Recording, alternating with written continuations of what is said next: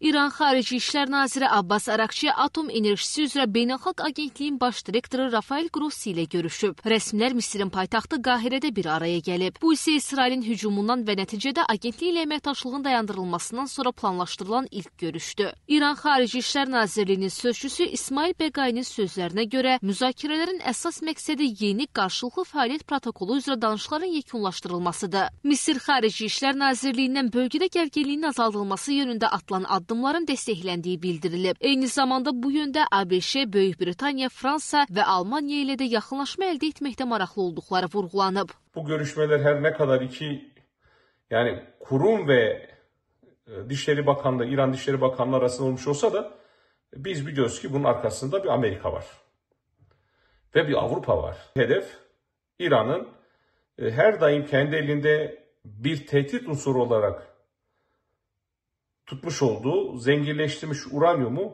nasıl ortadan kaldırabiliriz ya da nasıl Amerikanın kontrolünə verebiliriz çalışması. Görüş barədə qərar İrana agentliyin yoxlamalarının bərpa edilməsi üçün az vaxt qaldığı ilə bağlı xəbərdarlıq edilməsindən sonra verilib. Ümumiyyətlə, ABŞ və İsrailin ölkənin nüvə obyektlərini bombalamasından sonra agentliyin sözü gedən müəssisələrə girişi olmayıb. 12 günlük müharibədən sonra İran parlamenti əməkdaşlığın dayandırılması haqqında qanun qəbul edib və qurumu hücumları qınamamaqda günahlandırıb. Bir neçə gün öncə isə Tehran Avropa üçlüyünə uran saflaşdırılmasının məhdudlaşdırılmasının edən təklif verib. Bunun qarşılığında Böyük Britaniya, Fransa və Almaniyanın İrana qarşı beynəlxalq sanksiyalardan əl çəkməsi tələb edilib. İran təcrid bir vəziyyətdədir. Üstəgəl İsrailin və ABŞ-ın onlara qarşı münasibətləri və onlara qarşı yönələn zərbələri bunu təbii ki, indiki rəhbərlik yaxşı başa düşür, yaxşı dərk edir.